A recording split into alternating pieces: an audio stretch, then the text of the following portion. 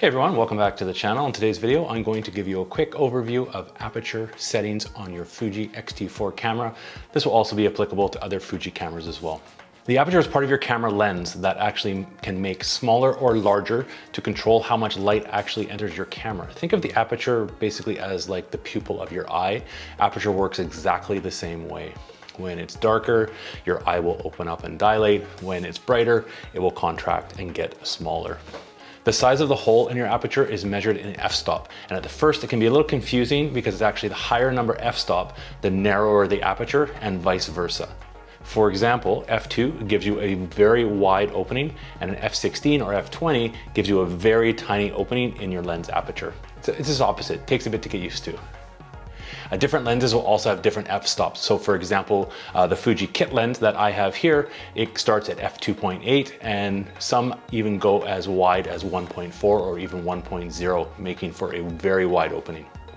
Different lenses also have different ways to adjust the aperture. Some lenses have a ring adjustment, like on this Fuji, but some other ones do have, like this Sony one, you would control the aperture with one of the control dials on your camera. Now for now, we'll just be adjusting the aperture setting on the camera, and to do the rest, we'll leave the camera in auto. As you change the aperture in your camera, you will notice that the camera will start to make adjustments to the shutter speed. This is known as aperture priority. So when you select a wide aperture, such as a f4 for example, the shutter speed will be faster than if you select a narrow aperture such as f20, which will give yourself a slower shutter speed. All this will be done automatically by the camera. Now, as well as controlling how much light enters your camera, aperture can also create a distinctive effect that can alter the depth of field of your images. This is the part that makes playing around with your aperture pretty interesting. Now, to achieve the shallow depth of field, you want to select a low aperture number, and this will use a wide open aperture. This will really make your subject stand out with a shallow depth of field, and will look really good with portraits because your portraits will stand out from the background. Using a low f number will also create a round kind of unfocused light effect on some of the spots of light in the background, and a lot of people find this pleasing.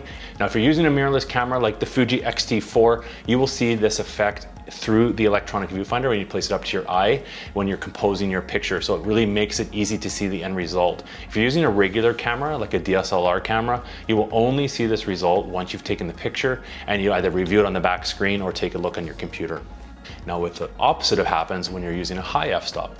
With a higher f-stop number, this causes everything in the frame from the foreground all the way to the far off distance in the background to be completely in focus. So a narrow aperture is used quite a lot with landscape photography when you want to have the entire scene really pin sharp in focus. Now the one thing to remember when you are using a higher f-stop is the camera will automatically create and do a longer shutter speed. So for landscape images, if you have a really small aperture going, you will want to probably use a tripod.